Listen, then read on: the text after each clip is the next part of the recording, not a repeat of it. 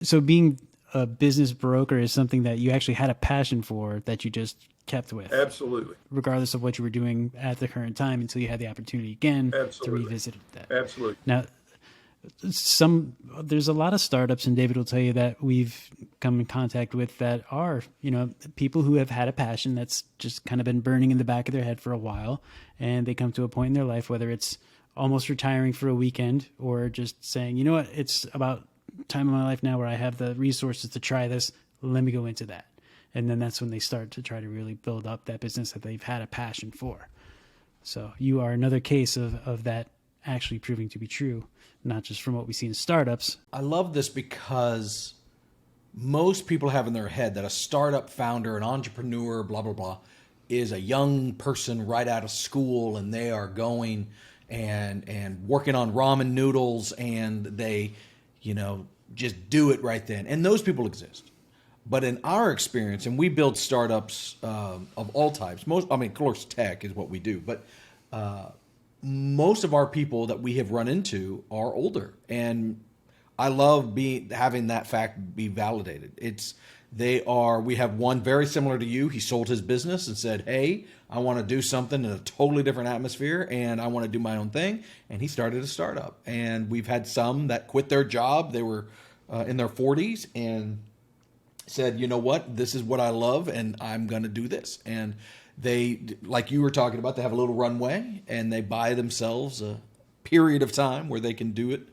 And I just love that. I love another example of someone doing exactly that. So business. So I have questions about your business all by itself, but I'm also fascinated by just starting the business in that slog. You're technically 2 years old. Is that right? There'll be 3 years in Two, February, three? so 2.5. So 2.5 years old. Tell me about your first year. Now, you had a really extra rough year because you had COVID at the same time. Did you just decide to put the business on hold and do the real estate thing full time? Getting your license and stuff. Or did you mush through that really rough time when everyone's freaking out in early 2020?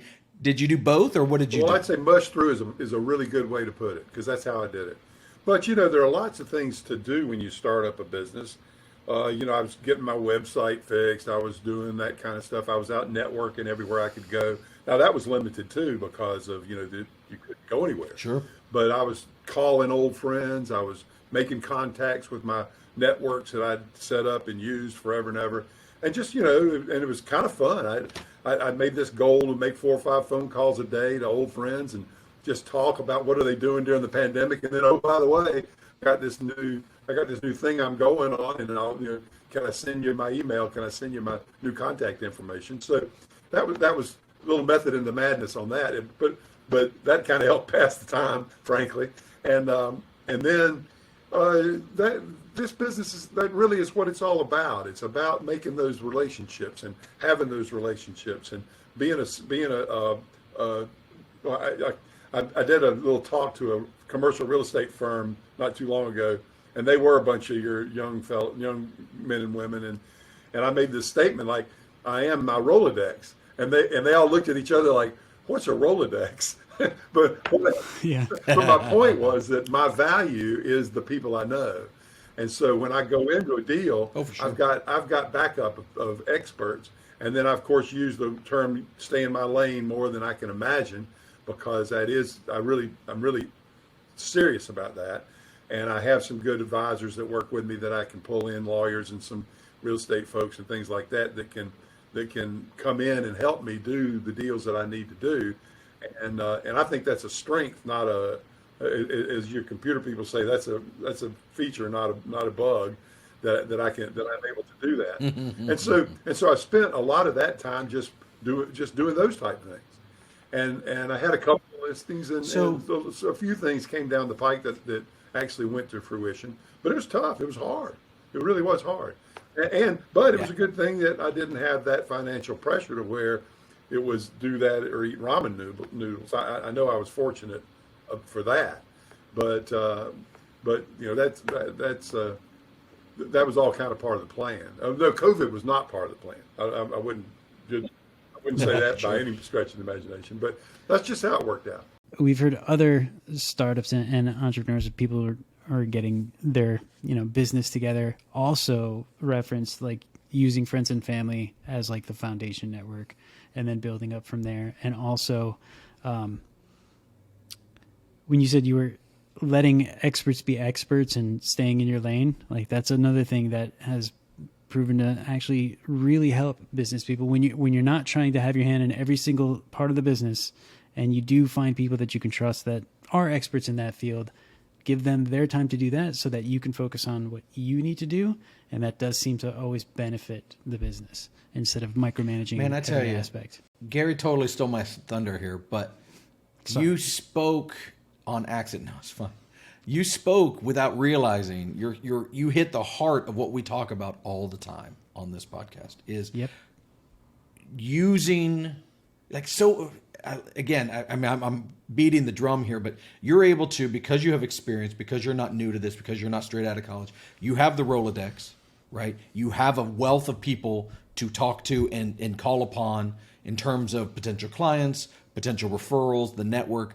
If you're straight out of college, you don't have that. And I say this not to say that the startup people right out of college are bad, but I want to encourage people like you to take that plunge, because you bring so much to the table because of that experience, that life experience, that wealth of contact information that you have, especially in your line of work, where that's going to be so key. But also, I think younger people have a tendency to want to do it all. They don't have any money, right? So that's part of it, which is, I get it. They don't have any money and they don't have those contacts. So they feel like I've got to wear all the hats. And it takes, I think, experience and just, I guess that's the only word for it, experience to know that I need to stay in my lane. I love that phrase. You've got to stay in your lane because you're going to be very good at this, but you're not going to be very good at the whole thing. And it kind of reminds me when during the pandemic, I started building a video game. It's something I'd always wanted to do. And it's not any good, but I've been working on it and blinking on it. But one of the things I noticed was that video game stuff, when you're working on it, every single part of a video game is an entire career. Audio, animation, the game engine, et cetera, et cetera. It's an entire career that someone could dedicate their entire life to.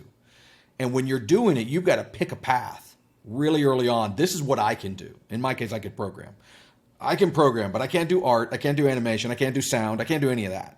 So I have to find other ways to bring that to the table. And I think a startup is often like that. You're bringing a wealth of skill to the table, but it's not all the skills. and some people have more than others, but I think you're bringing up a perfect thing that I'm good at this and I'm going to bring this. And then everything else, I'm going to bring in friends and colleagues and stuff that I know to do, because especially in yours, very similar to what I was saying, I can only imagine every piece of your business is a career. You got the financing piece, you've got the legal piece, you got all these things that you can't necessarily do, but you have the contacts to bring it together. Gary, if they want to talk to us, what do they do? They can reach us through email at hello@thebigpixel.net. We're on all the social media sites as well, or you can even leave comments to our YouTube channel.